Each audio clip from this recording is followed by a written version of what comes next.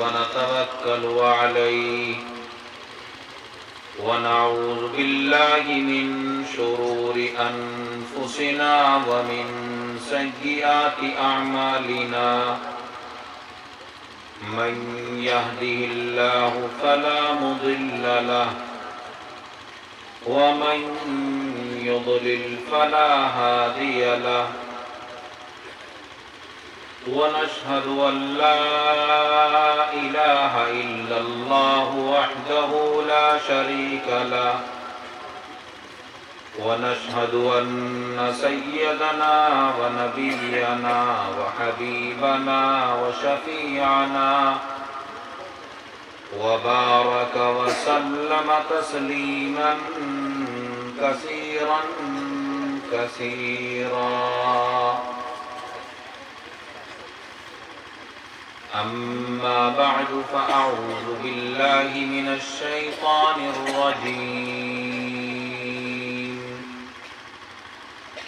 بسم الله الرحمن الرحيم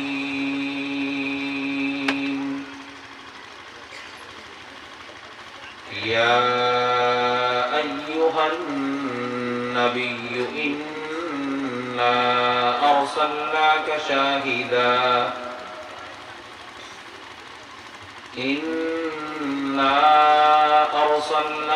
شاهدا ومبشرا ونذيرا وداعيا إلى الله بإذنه وسراجا منيرا وقال تعالى اقرأ باسم ربك الذي خلق وقال رسول الله صلى الله عليه وسلم تركت فيكم أمرين كتاب الله وسنتي وقال رسول الله صلى الله عليه وسلم عليكم بسنتي وسنة الخلفاء الراشدين تمسكوا بها وعضوا عليها بالنواجذ وإياكم ومحدثات الأمور فإن كل محدثة بدعة وكل بدعة ضلالة وكل ضلالة في النار صلى الله عليه وعلى آله وصحبه وبارك وسلم تسليما كثيرا كثيرا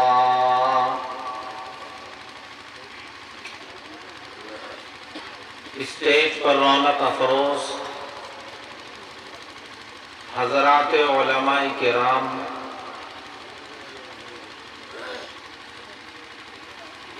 اور قوم کے وہ خوش نصیب فرزندان جنہوں نے اپنے سینے کے اندر اللہ کے کلام مقدس کو محفوظ کیا ہے، بزرگوں، بھائیوں، دوستوں اور تمام سامعین عظام،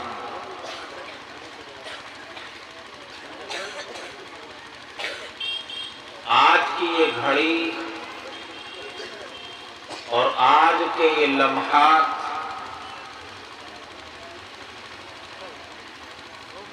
اس پوری بستی کے لیے اور پورے علاقے والوں کے لیے انتہائی مسرت اور خوشی کے لمحات ہیں، اور بالخصوص ان حفاظ کرام کے والدین بڑے خوش نصیب اور سعادت مند ہیں کہ آج ان کے بچوں کے سروں پر ان کے اساتذہ کے ہاتھوں دستار فضیلت رکھی گئی ہے، اور باری تعالیٰ سے یہ امید ہے کہ کل جب قیامت کا دن ہوگا تو انہی حفاظ کرام کے والدین کے سروں پر عزت کا ایسا تاج رکھا جائے گا کہ جس تاج کی چمک دمک، حسن و جمال اور خوبصورتی کے نتیجے میں سورج کی چمک اور دمک بھی پھیکی پڑ جائے گی۔ اصل حقیقی عزت اور حقیقی مسرت ان والدین کے لیے تو اسی دن ہوگی جس دن اللہ رب العزت اولین و آخرین اور ساری انسانیت کے سامنے انہیں عزت عطا فرمائے گا۔ میرے بھائیوں اور بزرگوں، قرآن اللہ کا مقدس کلام ہے۔ جس سینے کے اندر اللہ کا کلام موجود ہوگا،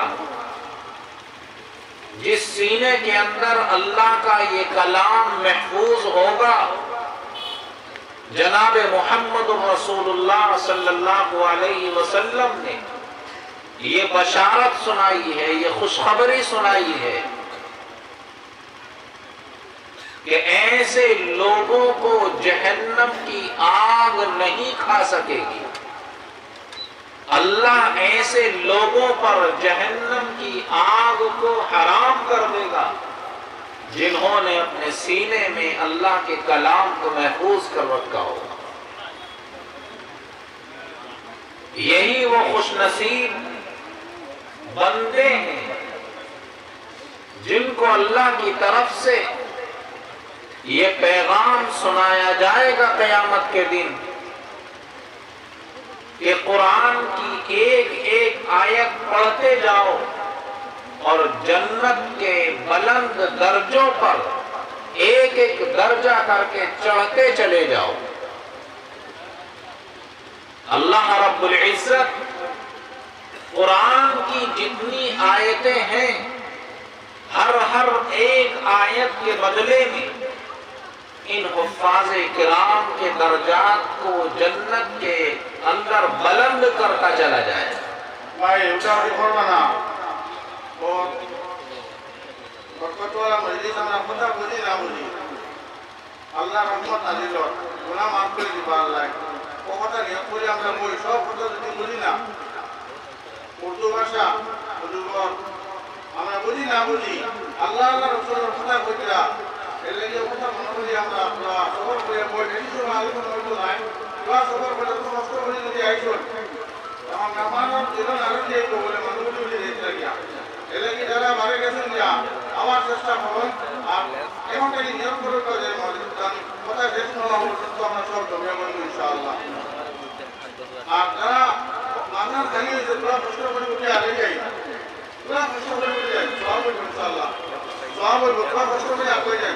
আমরা দুনিয়ার কত মজলিস কত সময় কত সময় আমরা নষ্ট হয়ে যায়, কত শীত কত মশার হাওয়া আমরা খাই, কিন্তু দিনের মজলিস যেখানে আল্লাহর ওয়াদা আছে আল্লাহ গুনাহ মাফ করে দিবা, গুনাহ মাফ করে দিবা। কথা নিয়ম করে আমরা বই সব পর্যন্ত আমরা সবর করে বই ইনশাআল্লাহ।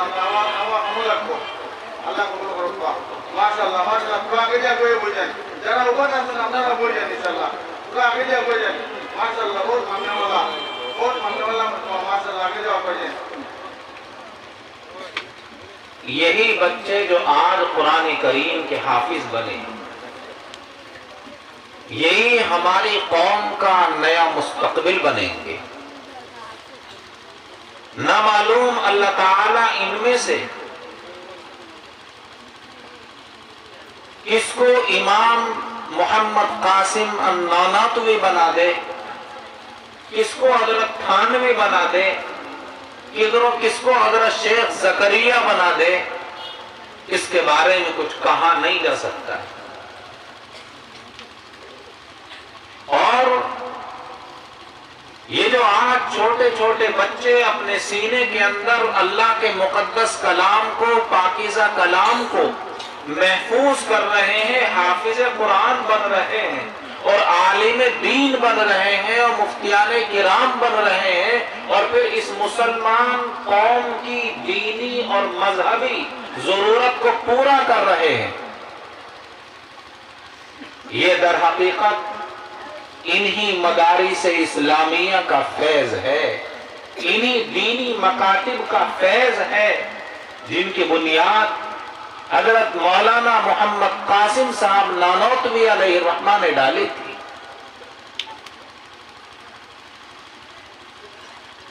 جب انگریز ہندوستان کے اندر آیا اور اس نے ایک ایسٹ انڈیا کمپنی کے نام سے کمپنی لگائی، قائم کی، اور اس کمپنی کے سہارے وہ مغلیہ سلطنت کے ٹمٹماتے چراغ کو بجھانے میں کامیاب ہو گیا، اور ایک وقت وہ آیا کہ ہندوستان کی بادشاہت کا مالک، اس ہندوستان کی تقدیر کا مالک انگریز بن گیا۔ تو انگریز نے 1857 سے لے کر 1947 تک 90 سال لگاتار اس ہندوستان پر مکمل حکومت کی ہے۔ انگریز کے جہاں بہت سارے عزائم اور مقاصد تھے، وہیں پر ایک بڑا مشن اور بڑی تحریک یہ تھی کہ ہندوستانی مسلمانوں کو صرف نام کا مسلمان باقی رکھا جائے، ان کے نام تو مسلمانوں کے ہوں، لیکن ان کا کردار، ان کے اخلاق، ان کا رہن سہن، ان کا طور طریقہ، ان کا اٹھنا بیٹھنا سب کا سب یہود و نصارہ جیسا ہو جائے۔ وہ اپنا نام تو اسلامی رکھتے ہوں، لیکن اسلام کے کاموں کے بارے میں انہیں پتہ نہ ہو، اسلام کی تعلیم کے بارے میں وہ نہ جانتے۔ تو ہندوستان کے اندر انگریز نے یہ مشن چلایا، یہ تحریک چلائی کہ جو مسلمانوں کے بچے ہیں، نئی نسل ہے، اس کو دین اسلام سے بیزار کر دیا جائے، ان کو نعوذ باللہ مرتد بنا دیا جائے۔ اس کے لیے ہندوستان میں جگہ جگہ پر انہوں نے عیسائی مشنریوں کے اسکول قائم کیے۔ ان عیسائی مشنریوں کے اسکولوں کے اندر تعلیم دی جاتی تھی، مسلمانوں کے بچوں کو پکڑ پکڑ کر لایا جاتا تھا اور انہیں پڑھایا جاتا تھا۔ کیا پڑھایا جاتا تھا؟ جہاں دنیا کی تعلیم دی جاتی تھی، انگریزی زبان کی تعلیم دی جاتی تھی، وہیں ان کو نصرانیت کی خوبی بتائی جاتی تھی اور اسلام سے متنفر کیا جاتا تھا، اسلام کی دشمنی ان کے دلوں میں بٹھائی جاتی تھی، گویا ان کو مرتد بنانے کا پورا پروگرام چل رہا تھا۔ ایسی صورتحال میں جب ہندوستان کا مستقبل انتہائی تاریک نظر آ رہا تھا اور ہمارے اکابر اور بزرگان دین کو یہ لگ رہا تھا کہ اگر آج علماء کھڑے نہ ہوئے، کلمہ گو کھڑے نہ ہوئے، اسلام کے دانشوران کھڑے نہ ہوئے، دین اسلام کی فکر کرنے والے نہ کھڑے ہوئے تو کل اس ہندوستان کی سرزمین پر کوئی کلمہ پڑھنے والا باقی نہ رہے گا، کوئی مسلمانوں کی نماز جنازہ پڑھانے والا باقی نہ رہے گا، کوئی امامت کرنے والا باقی نہ رہے گا، اور یہ ہندوستان مرتد ہو جائے گا، ہندوستان پورے کا پورا عیسائی مذہب میں چلا جائے گا۔ انہیں اس کی فکر لاحق ہوئی، چونکہ انگریز نے بڑی طاقت کے ساتھ میں ہندوستان سے علماء اور دینی مدارس کا خاتمہ کیا تھا۔ دہلی جو دارالحکومت تھا، اورنگزیب علیہ الرحمہ کے زمانے سے دہلی علماء کا گڑھ تھا، بڑی تعداد میں سب سے زیادہ علماء اگر کہیں رہتے تھے تو وہ دہلی کے اندر رہا کرتے تھے، لیکن انگریز نے دہلی کے اندر علماء کا ایسا قتل عام کیا تھا کہ چاندنی چوک سے لے کر لال قلعے کی فصیل تک اور پھر انڈیا گیٹ تک کوئی درخت ایسا نظر نہیں آتا تھا کہ جس پر کسی عالم کی گردن لٹکی ہوئی نہ ہو۔ انہیں پھانسیوں کے پھندے پر لٹکایا گیا، انہیں توپوں کے گولوں سے اڑا دیا گیا، اور ان کو کالے پانی کی سزائیں دی گئیں۔ طرح طرح کے مظالم انگریز نے علماء پر کیے، جو مدرسے تھے ان مدارس کو ختم کر دیا گیا، ان کی پہچان کو مٹا دیا گیا، ان کی شناخت کو مٹا دیا گیا۔ انگریز کا پورا پلان یہ تھا کہ ہندوستان کے اندر کوئی مسلمان نہ رہے، بلکہ وہ عیسائی اور یہودی بن کر زندگی گزارے۔ مسلمانوں کو ان کے دین سے پھیرنے کے لیے انگریز نے پورا پلان تیار کیا، اور ساتھ ساتھ میں ہمارے اس ہندوستان میں جو نان مسلم بڑی کمیونٹی یعنی ہندو مذہب کو ماننے والے بستے تھے، ان ہندو مذہب کے ماننے والوں کو بھی اپنے مذہب سے ہٹانے کے لیے انہوں نے کوششیں شروع کی۔ جبھی تو مسلمانوں نے دیکھا کہ ہمارے مذہب پر انگریز حملہ کر رہا ہے، ہندوؤں نے دیکھا کہ انگریز ہمارے مذہب پر حملہ آور ہو رہا ہے۔ جو ہندو سپاہی ہوتے تھے، فوجی ہوتے تھے، تو انگریز نے یہ چال چلی کہ ایسے کارتوس بنائے جن کے اندر گائے کی چربی بھری ہوئی ہوتی ہے، تاکہ ہندوؤں کے عقیدے کو اس سے خراب کیا جائے، اور مسلمانوں کو ایسے کارتوس استعمال کرائے جن کے اندر خنزیر کی چربی بھری ہوئی ہوتی ہے، تاکہ مسلمانوں کا بھی ایمان اور عقیدہ خراب کیا جائے۔ ہر طرح سے مسلمانوں کے ایمان پر، دین پر، اسلام پر ڈاکہ ڈالنے کا پورا پلان تیار کیا اور کوششیں کی۔ ایسے وقت میں ہمارے علماء، مرد مجاہد حضرت امام محمد قاسم نانوتوی اور ان کے رفقا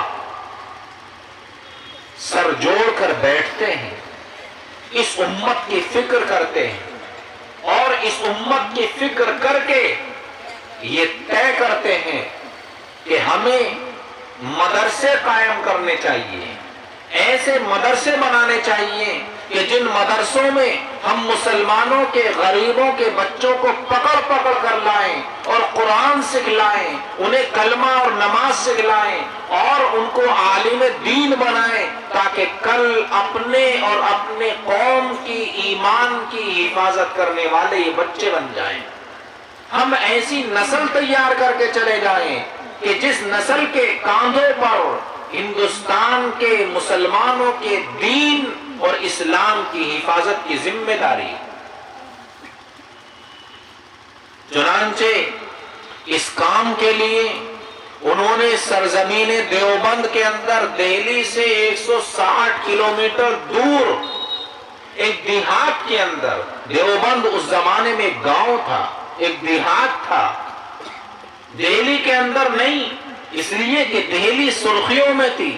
دہلی کے اندر تو انگریز کا ظلم اور تشدد بڑھتا جا رہا تھا، دہلی کے اندر تو مدارس کو ختم کر رہا تھا، اس لیے ایک دیہات کے اندر، ایک گاؤں کے اندر انہوں نے ایک مدرسے کی بنیاد ڈالی۔ یہ ایک چھوٹا سا مدرسہ تھا، ایک انار کے درخت کے نیچے ایک چھوٹا سا انار کا پودا تھا، وہیں ایک استاذ بیٹھتا ہے، ایک شاگرد بیٹھتا ہے اور یہاں سے اس مدرسے کی بنیاد پڑتی ہے۔ اس مسجد کے صحن میں بیٹھ کر دارالعلوم دیوبند کی گویا تاسیس اور بنیاد ڈالی جا رہی ہے، جس مسجد کو مسجد چھتہ کہتے ہیں، جو دیوبند کے کنارے پر واقع تھی۔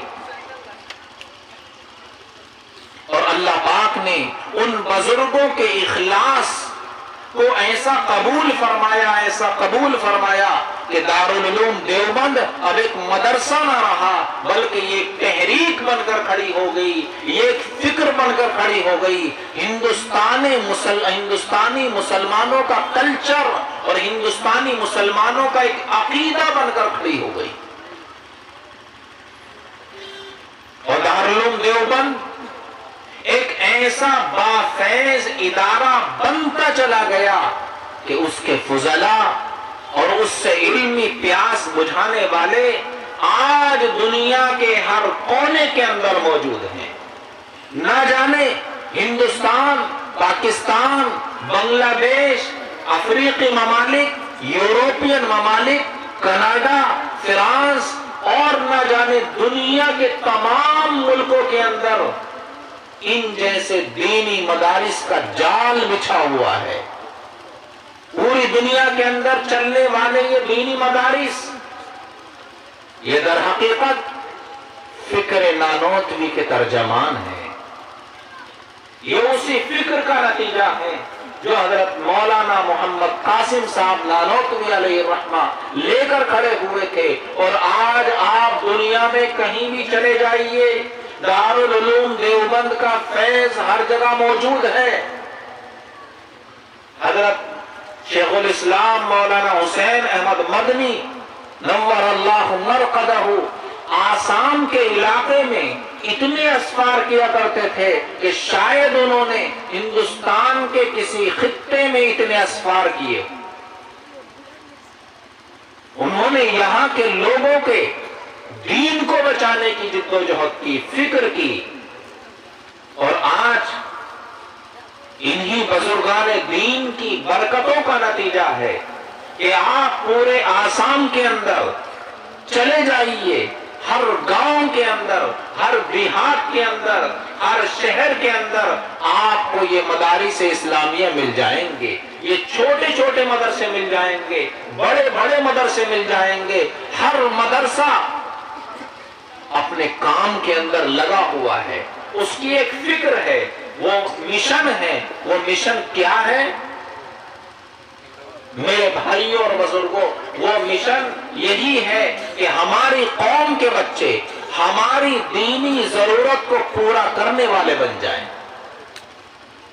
آج قوم کو جہاں ڈاکٹروں کی ضرورت ہے، جہاں انجینئروں کی ضرورت ہے، وہیں اماموں کی بھی ضرورت ہے، وہیں قاری قرآن کی بھی ضرورت ہے، وہیں علماء دین کی بھی ضرورت ہے۔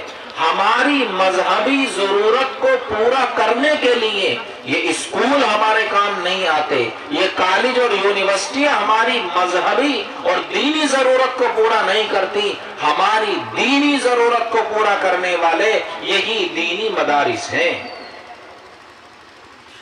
یہ دینی مدارس چاہے وہ بڑے مدارس ہوں یا چھوٹے چھوٹے مدرسے ہوں، جو در حقیقت بڑے مدارس کے پودے ہوتے ہیں، یہ دین مدارس اسلام اور مسلمانوں کے عقیدے کے تحفظ کی ضمانت دیتے ہیں۔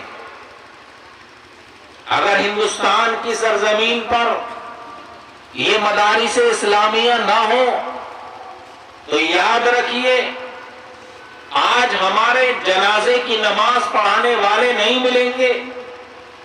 ہندوستان کے اندر ابھی ایسے بعض علاقے ہیں جن علاقوں کے اندر مدارس دور دور تک نہیں، مکاتب نہیں، تو وہاں امامت کرنے والوں کے لالے پڑے ہوئے ہیں۔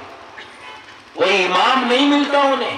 کسی کا انتقال ہو جائے تو جنازہ پڑھانے کے لیے انہیں 10-10 کلومیٹر دور سے کسی عالم کو لانا پڑتا ہے کہ ہماری بستی کے اندر انتقال ہو گیا, کوئی جنازہ پڑھانے والا نہیں ہے.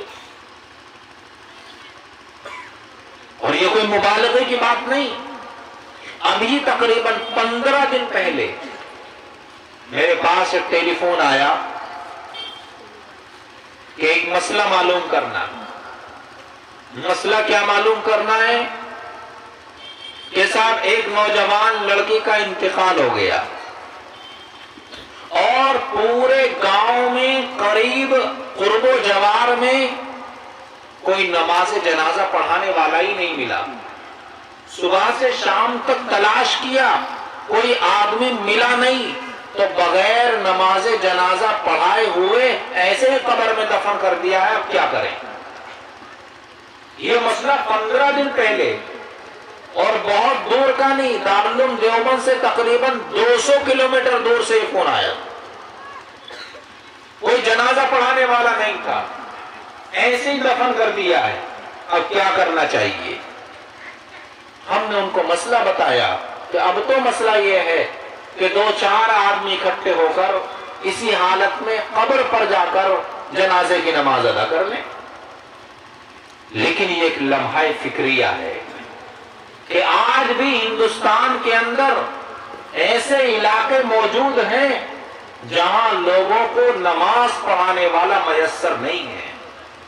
آپ ذرا غور کیجئے, یہ علاقے وہی علاقے ہیں کہ جہاں دینی مدرسے قائم نہیں ہیں. اور جس بستی کے اندر ایک مدرسہ قائم ہو جاتا ہے, ایک مدرسہ لوگ کھول لیتے ہیں, اپنی حلال کمائی کے 1-1 روپے سے اس مدرسے کو چلاتے ہیں, چندہ دیتے ہیں, وہاں انہیں نماز پڑھانے والوں کی کمی نہیں ہے. انہیں امام مل جائیں گے, تراویح میں قرآن سنانے کے لیے حفاظ ان کو مل جائیں گے. اب آپ دیکھ لیجئے اپنی آنکھوں سے کہ آپ کے اس 3 سالہ ادارے نے اب تک 21 حفاظ کرام تیار کر کے آپ کو دے دیے. 21 حافظ بنا دیے اس ادارے نے. اب یہ 21 حافظ کچھ اس علاقے کے ہوں گے, کچھ قرب و جوار کے ہوں گے, آس پاس کے ہوں گے, لیکن کم سے کم 21 مساجد کا انتظام کر کے آپ کو دے دیا. 21 مسجدوں کے امام بنا کر آپ کو دے دیے اس مدرسے نے. تو اس مدرسے کی کامیابی کی دلیل ہے.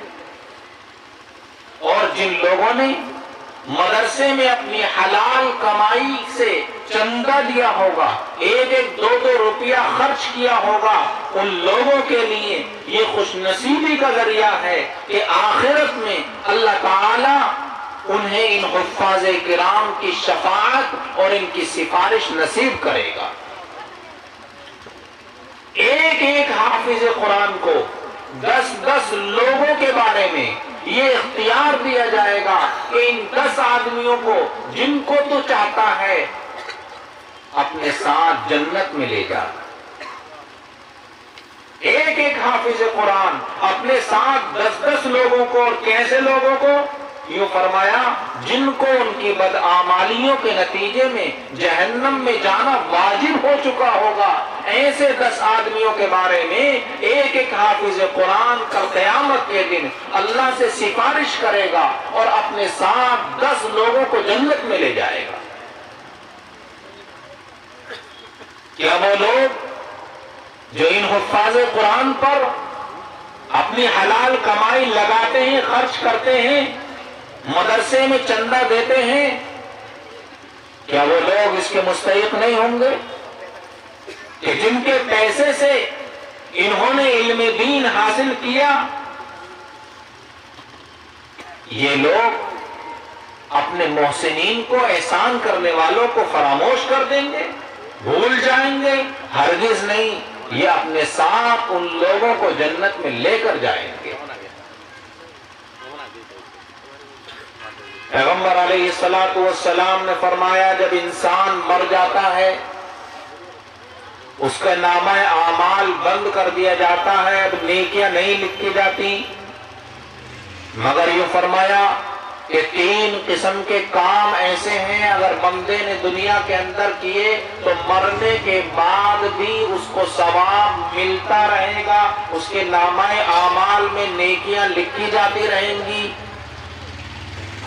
ان 3 چیزوں کے بارے میں فرمایا، پہلی چیز ہے علم ينتفع به۔ آدمی تو چلا گیا لیکن اپنے پیچھے ایک ایسا علم چھوڑ کر جا رہا ہے جس علم سے فائدہ اٹھایا جا رہا ہے۔ اب وہ علم چھوڑنے کے مختلف طریقے ہوں گے۔ کسی نے کتاب لکھ کر دنیا سے چلا گیا تو وہ کتاب ایک علم ہے۔ کوئی اپنا شاگرد تیار کر کے حافظ قرآن بنا کر دنیا سے چلا گیا تو یہ حفاظ قرآن اپنے استاذ کے لیے علم ينتفع به کا مصداق ہے۔ کوئی آدمی اپنے پیسے کے ذریعے سے، حلال کمائی کے ذریعے سے ایک حافظ کو تیار کر دیتا ہے تو یہ حافظ جس کو وہ چھوڑ کر جا رہا ہے اس کے لیے علم ينتفع به کا مصداق ہے۔ اور پیغمبر علیہ السلام نے فرمایا کہ جو آدمی اپنے پیچھے کوئی صدقہ جاریہ کر کے چلا جاتا ہے تو یہ صدقہ جاریہ اس کے مرنے کے بعد بھی اس کے نامہ اعمال میں نیکیوں کے اضافے کا سبب بنتا ہے۔ آدمی مر گیا لیکن ایک صدقہ کیا تھا، ایک مدرسہ بنوا کر چلا گیا تھا، مدرسے میں ایک کمرہ بنوا کر چلا گیا تھا، کوئی مسجد تعمیر کر کے چلا گیا تھا، کسی مدرسے اور مسجد کے لیے کوئی زمین خرید کر دے کر چلا گیا تھا، زمین وقف کر کے چلا گیا تھا، کوئی کنواں بنوا کر چلا گیا تھا جس سے بعد کے لوگ فائدہ اٹھا رہے ہیں۔ یاد رکھیے، اگر آپ نے دنیا کے اندر اللہ کا گھر بنا دیا، مسجد بنا دی، مدرسہ بنا دیا، تھوڑے تھوڑے پیسے اکٹھے کر کے مسجد کے لیے، مدرسے کے لیے کوئی زمین خرید کر دے دی، کوئی جگہ خرید کر دے دی، تو جب تک مسجد کی زمین پر سجدہ ہوتا رہے گا تب تک آپ کے نامہ اعمال میں نیکیاں لکھی جاتی رہیں گی۔ جب تک مدرسے کی زمین پر اللہ کا کلام پڑھا جاتا رہے گا، دین پڑھا اور پڑھایا جاتا رہے گا، قرآن اور حدیث پڑھی اور پڑھائی جاتی رہے گی، یاد رکھیے آپ کی نیکیوں میں اضافہ ہوتا رہے گا، نامہ اعمال میں آپ کی نیکیاں بڑھتی رہیں گی۔ اور دوسری چیز بیان فرمائی آقا مدنی سرکار دو عالم صلی اللہ علیہ وسلم نے کہ آدمی مر جاتا ہے اپنے پیچھے اپنی نیک اولاد چھوڑ کر جاتا ہے، ایسی اولاد چھوڑ کر جاتا ہے جو اولاد مرنے کے بعد اپنے ماں باپ کے لیے دعائیں مغفرت کرتی ہے۔ پیغمبر علیہ السلام نے فرمایا مرنے والے کو اس کی اولاد کی جانب سے دعا کا فائدہ پہنچتا رہے گا، نیک اولاد اپنے ماں باپ کے لیے دعا کرتی رہے گی اور ماں باپ کا درجہ جنت کے اندر بلند ہوتا رہے گا۔ اولاد نیک کب ہوگی؟ جب آپ اپنی اولاد کو نیک بنانے کی فکر کریں گے، جب آپ یہ طے کریں گے کہ میں اپنے بچے کو حافظ قرآن بناؤں گا، میں اپنے بچے کو عالم دین بناؤں گا، میں اپنے بچے کو دین دار بناؤں گا، دین کا خادم بناؤں گا، قاری قرآن بناؤں گا، حافظ قرآن بناؤں گا، جب ارادہ کریں گے اور اپنے بچے کو دین پر لگا کر جائیں گے، میرے بھائی اور بزرگوں یاد رکھیے دنیا تو آپ کے مقدر میں جتنی لکھی ہے اتنی ہر حال میں مل کر رہے گی، لیکن دین اگر آپ اپنے بچوں کو دیندار بنا کر جائیں گے تو دنیا میں اس کا نفع ملے یا نہ ملے آخرت میں اس کا نفع یقینی۔ آخرت میں جب بندہ ایک ایک نیکی کے لیے ترس رہا ہوگا اس وقت میں آپ کو اپنی اولاد کی قدردانی محسوس ہوگی، اپنی اولاد کی نیکیوں کی قدر محسوس ہوگی کہ ہاں میری اولاد میرے پیچھے میرے لیے دعا کر رہی ہے اور اللہ اس کے بدلے میں میرے اجر کو بڑھا رہے۔ پیغمبر علیہ الصلوۃ والسلام نے فرمایا کہ اچانک ایک بندہ مرنے کے بعد اپنی نیکیوں میں بڑھوتری دیکھتا ہے. وہ دیکھتا ہے کہ اللہ تعالیٰ نے اس کے ثواب میں بہت زیادہ اضافہ کر دیا.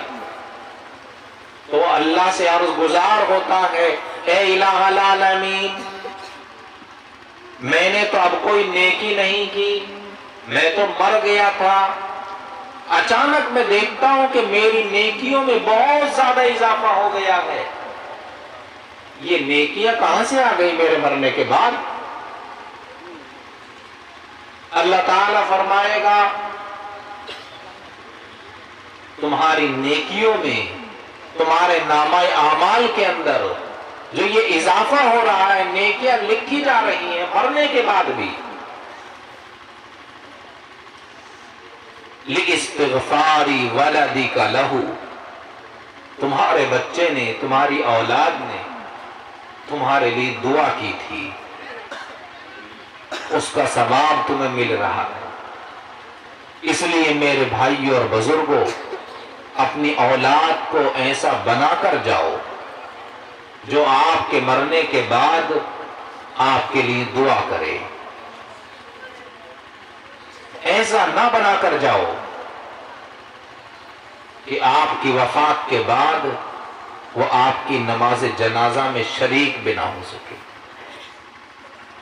ایسے بھی واقعات ہیں کہ باپ کا جنازہ لوگوں کے کندھوں پر ہے اور بیٹا کوٹ پیٹ کے اندر ملبوس ہے، کوٹ میں ہاتھ ڈالے ہوئے کھڑا ہے، نہ جنازے کو کندھا دینے کے لیے تیار ہے، نہ اپنے ماں اور باپ کی نماز جنازہ پڑھنے کے لیے تیار.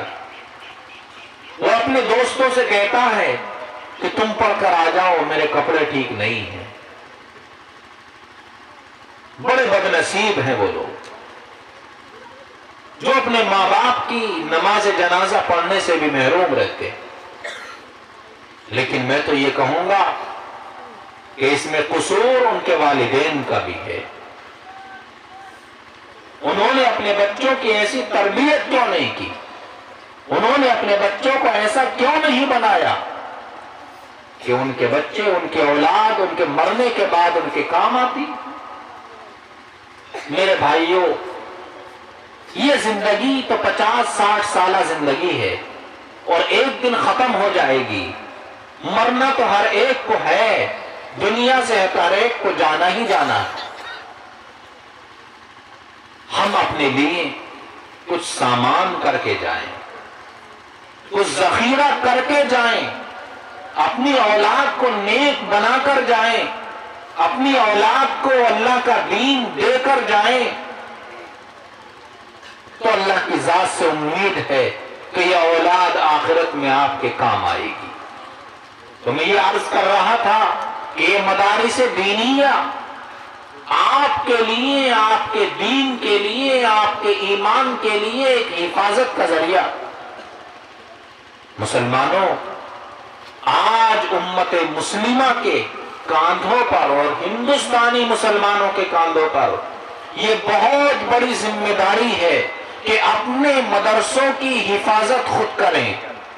اور مدرسوں کی حفاظت یہ ہے کہ اپنی حلال کمائی کے ایک ایک روپے سے ان مدرسوں کا تعاون کریں اور ان مدرسوں کو چلائیں. اس لیے کہ یہ ہماری مذہبی ضرورت ہے، اس لیے کہ یہ ہماری دینی ضرورت ہے. ہم اپنی دنیاوی ضرورت اسکولوں سے پوری کر لیں گے، کالجوں سے پوری کر لیں گے، لیکن دینی ضرورت ہمیں ان مدارس سے ہی پوری ہوگی. جناب رسول اللہ صلی اللہ علیہ وسلم اس دنیا کے اندر بھیجے گئے اور آپ نے 23 سال لگاتار حضرات صحابہ کرام رضوان اللہ علیہ مجمعین کو قرآن سکھلایا، قرآن پڑھایا. اور پیغمبر علیہ السلام کو قرآن پڑھنے والے اور قرآن پڑھانے والے بے پناہ پسند اور محبوب ہوا کرتے تھے. ایک دن اللہ کے نبی صلی اللہ علیہ وسلم اپنے حجرہ مبارک سے باہر نکلے. آپ نے دیکھا کہ مسجد نبوی کے اندر چند صحابہ اکرام رضوان اللہ علیہم اجمعین بیٹھے اور قرآن کریم کو سیکھ رہے ہیں، قرآن کریم کو یاد کر رہے ہیں. نبی علیہ الصلوۃ والسلام ان صحابہ کے پاس جا کر کھڑے ہو گئے تو جو صحابی قرآن کریم پڑھ رہے تھے اور دوسروں کو سکھا رہے تھے وہ خاموش ہو گئے. نبی علیہ الصلوۃ والسلام نے فرمایا نہیں، تم اپنا کام جاری رکھو اور قرآن پڑھاتے رہو. اور اللہ کے نبی علیہ الصلوۃ والسلام یہ کہہ کر وہی مسجد میں بیٹھ گئے ان صحابہ کے سامنے جو قرآن کو یاد کر رہے تھے. اور آپ نے ہاتھ سے اشارہ فرمایا کہ حلقہ بنا لو، گول دائرہ بنا لو، تاکہ سارے کے سارے صحابہ سامنے ہو جائیں. یاد کیجئے صحابہ کی غربت کو، کیسی غربت کی زندگی گزار رہے ہیں اور غربت کی زندگی میں اللہ کے کلام کو پڑھ رہے ہیں. جب نبی علیہ السلام نے فرمایا کہ گول دائرہ بنا لو اور سامنے ہو جاؤ تو بعض صحابہ شرم کے مارے سامنے نہیں ہوتے. کیوں؟ اس لیے کہ ان کے بدن پر پورا کپڑا نہیں ہے. وہ تو ایک دوسرے کی آڑ میں بیٹھے ہوئے تھے، ایک صحابی دوسرے کے پیچھے چھپ کر بیٹھے ہوئے تھے تاکہ سطر نہ کھل جائے، جسم نہ کھل جائے. اپنے سطر چھپانے لائق بھی ان کے پاس کپڑے میسر نہیں تھے. آج تو اللہ کا شکر ہے کہ ہر ایک کے پاس 2-2 4-4 جوڑ کپڑے موجود ہوتے ہیں. صحابہ کی زندگی تو ایسی ہے کہ ان میں سے بعض کے پاس صرف ایک ہی کپڑا ہوتا تھا. ایک مرتبہ ایک صحابی کہنے لگے یا رسول اللہ ایک کپڑے میں نماز ہو جاتی ہے؟ آپ نے فرمایا اَوَلِكُلِّكُمْ ثَوْبَانِ، کیا تم میں سے ہر ایک کے پاس 2 کپڑا ہے؟ 2 کپڑا تو سب کے پاس ہے ہی نہیں. کتنے لوگ ایسے ہیں جن کے پاس ایک کپڑا ہے، صرف ایک چادر ہے، اسی چادر کو لپیٹ کر وہ اپنا سطر چھپاتے ہیں. تو پیغمبر نے فرمایا جب دوسرا کپڑا کسی کے پاس ہے ہی نہیں اور ایک ہی کپڑا ہے تو وہ اپنا ناف سے لے کر اور گھٹنوں تک کا سطر چھپا لے اور اسی کے اندر نماز پڑھ لے. یہ مجبوری کی حالت ہے. ایسے بہت سے صحابہ کرام ملیں گے کہ جنہوں نے بڑی غربت کی زندگی میں اس دین اسلام کو پڑھا ہے، اس دین اسلام کو سیکھا ہے اور اس دین اسلام کو ہم تک پہنچایا ہے. احادیث کو یاد کرنے والے، نبی علیہ الصلوۃ والسلام کی حدیثوں کو سب سے زیادہ یاد اگر کیا ہے تو حضرت ابو ہریرہ رضی اللہ تعالیٰ عنہ نے کیا ہے. 4 سال تک اللہ کے نبی کی خدمت میں ایسے پڑے رہے کہ مسجد نبوی سے باہر جاتے ہی نہ تھے. ہر وقت اللہ کے رسول کی خدمت میں پڑے رہتے تھے، آپ کے قدموں میں پڑے رہتے تھے. اللہ کے نبی کوئی بات زبان سے نکالیں، اللہ کے نبی کوئی کام اپنی ذات سے کریں، عمل کریں اور اس کو یاد کر لیں. 4 سال تک رہے. لیکن آپ غربت کا عالم دیکھیے. ابو ہریرہ کے اوپر لگاتار 4 فاقے گزر جایا کرتے تھے، 4 وقت کھانا نہیں ملا کرتا تھا، مگر اسی عالم کے اندر علم دین حاصل کرنے میں لگے رہتے تھے. آج اللہ نے ان کی یاد کو ایسا تازہ کر دیا ہے کہ قیامت تک آنے والا ہر مسلمان ابو ہریرہ کو قدر کی نگاہ سے دیکھتا ہے، عزت اور احترام کے ساتھ دیکھتا ہے، ابو ہریرہ کا نام لیتا ہے تو دل میں محبت پیدا ہو جاتی ہے۔ حالانکہ ابو ہریرہ کو نہ ہم نے دیکھا ہے، ہمارے ماں باپ نے بھی نہیں دیکھا ہے، ہمارے باپ دادا نے بھی نہیں دیکھا ہے، لیکن ایک نام ہے ابو ہریرہ کا کہ لوگوں میں محبت پیدا ہو جاتی ہے، دل تڑپنے لگتے ہیں ابو ہریرہ کی محبت میں۔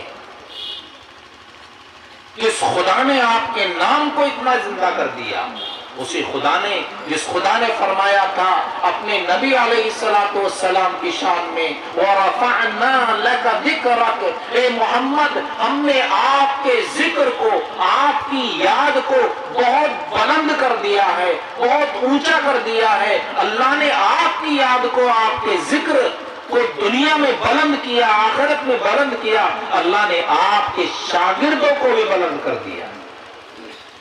بڑا مقام ہے حضرات صحابہ کا۔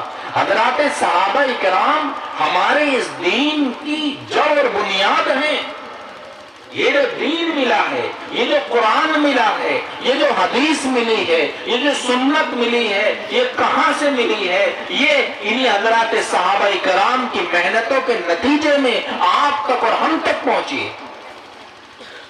اور آج بعض لوگ جن کے پاس علم نہیں ہوتا، وہ حضرات صحابہ کو اپنی تنقید کا نشانہ بناتے ہیں، حضرات صحابہ پر اعتراض کرتے ہیں۔ میں ایسے لوگوں سے یہ کہتا ہوں، اے صحابہ کو برا کہنے والوں، اے صحابہ پر اعتراض کرنے والوں، اپنے گریبان میں جھانک کر تو دیکھ لو، انہوں نے، وہ صحابہ وہ مقدس نفوس ہیں جنہوں نے اپنی ان آنکھوں سے اللہ کے نبی کا دیدار کیا ہے۔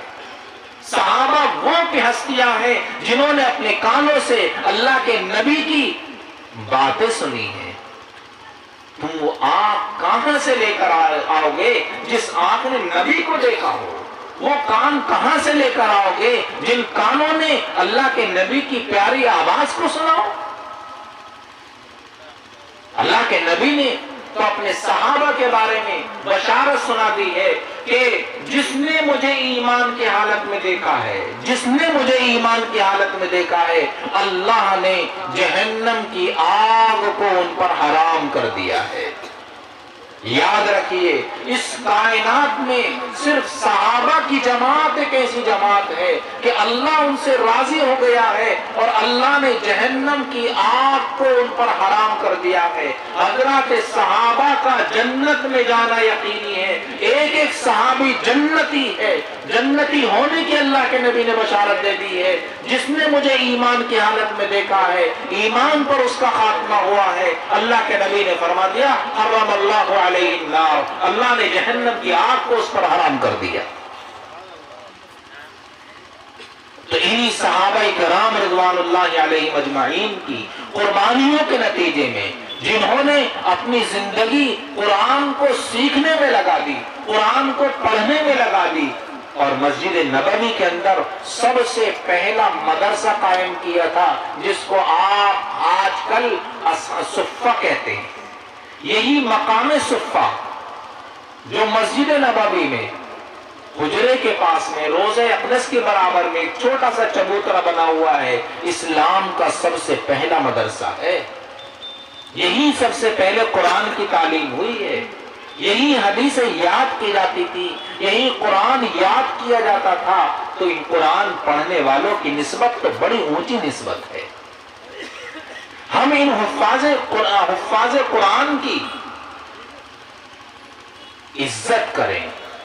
اگر آج ہم ان کی حوصلہ افزائی کریں گے، ان کو عزت کی نگاہوں سے دیکھیں گے، اللہ تعالیٰ ان کو سر بلند کرے گا، دین کا داعی بنائے گا، دین کا چراغ روشن کرنے والا بنائے گا۔ اللہ کے نبی کی صفات میں ہی یہ ہے، وہ سراج منیرا، اللہ نے اپنے نبی کو، اپنے پیغمبر کو ایک روشن چراغ بنا کر بھیجا۔ چراغ فرمایا، یوں نہیں فرمایا کہ ہم نے آپ کو سورج بنا کر بھیجا ہے، نہیں، سورج تک تو ہر انسان پہنچ ہی نہیں سکتا ہے، اور اللہ کے نبی تک تو ہر صحابی پہنچ جاتا تھا۔ جیسے چراغ کا حصول آسان ہوتا ہے، چراغ تک پہنچنا آسان ہوتا ہے، ایسے ہی اللہ کے نبی تک اور اللہ کے نبی کے دین تک پہنچنا ہر ایک کے لیے آسان ہے، چاہے وہ امیر ہو یا غریب ہو، فقیر ہو، کوئی بھی ہو، اگر وہ اللہ کے دین کو سیکھنا چاہتا ہے، دین کے قریب ہونا چاہتا ہے، قرآن سیکھنا چاہتا ہے، تو اللہ نے قرآن اس کے لیے آسان کر دیا ہے، اللہ نے دین اس کے لیے آسان کر دیا ہے۔ جیسے چراغ کا خریدنا، چراغ سے فائدہ اٹھانا کسی کے لیے کوئی دشوار نہیں ہے، ایسے اللہ کے نبی کے طریقے سے قریب جانا، اللہ کے نبی کے طریقے کو سیکھنا، آپ کی سنت کو اختیار کرنا کسی کے لیے کوئی مشکل کام نہیں۔ میں آخر میں ایک بات کہہ کر، جو اللہ کے نبی علیہ السلام نے اپنی امت کو ایک نصیحت فرمائی تھی، جب آپ دنیا سے جانے کے قریب ہوئے تو آپ نے اپنی امت کو یہ نصیحت فرمائی کہ میں تمہارے درمیان دو چیزوں کو چھوڑ کر جا رہا ہوں، ایک تو قرآن کو اور ایک اپنی سنت کو۔ اے مسلمانوں، یاد رکھنا، قرآن کو اپنے سینے سے لگائے رکھنا اور اللہ کے نبی کی سنت سے محبت رکھنا۔ جس نے قرآن کو اپنے سینے سے لگایا، قرآن کو عقیدت اور محبت کی نظر سے دیکھا، قرآن کے ساتھ محبت کا، احترام کا معاملہ کیا اور اللہ کے نبی کی سنت سے محبت کی، سنت پر عمل کرنے کی کوشش کی، اللہ تعالیٰ اسے ایمان کامل عطا فرما دیتے ہیں، ایمان پر خاتمہ اس کا کر دیتے ہیں، اور جس ایمان والے کا خاتمہ ایمان پر ہو گیا تو اللہ کے نبی نے فرمایا ہے، من قال لا الہ الا اللہ دخل الجنہ، جو بھی لا الہ الا اللہ محمد رسول اللہ پڑھ کر جائے گا، ایمان کی حالت میں دنیا سے چلا گیا، اس کا جنت میں جانا یقینی ہے۔ اللہ تعالی ہم سب کو صحیح سمجھ عطا فرمائے، ان مدارس اسلامیہ کی قدر کرنے کی توفیق عطا فرمائے، ان مدارس دینیہ کے لیے ہمیں اپنی جان مال کی قربانی کی اللہ توفیق عطا فرمائے، اور ہمیں اس بات کی توفیق عطا فرمائے کہ ہم یہ کوشش کریں، یہ ارادہ کریں کہ ہر گھر میں سے ایک حافظ قرآن ضرور بنائیں گے۔ ہر باپ یہ ارادہ کر لے کہ ہم میں سے اگر کسی کے پاس 4 بچے ہیں تو وہ چاروں کو نہیں تو کم سے کم ایک بچے کو حافظ قرآن ضرور بنائے گا۔ یہی ایک بچہ اپنے تینوں بھائیوں کو بھی جنت میں لے کر جائے گا، اپنی ماں کو بھی جنت میں لے کر جائے گا، اپنی بہنوں کو بھی جنت میں لے کر جائے گا، اپنے باپ کو بھی جنت میں لے کر جائے گا، اور اپنے سے محبت کرنے والوں کو بھی جنت میں لے کر جائے گا۔ اللہ تعالی ہم سب کو عمل کی توفیق عطا فرمائے، آمین۔ وآخر دعوانا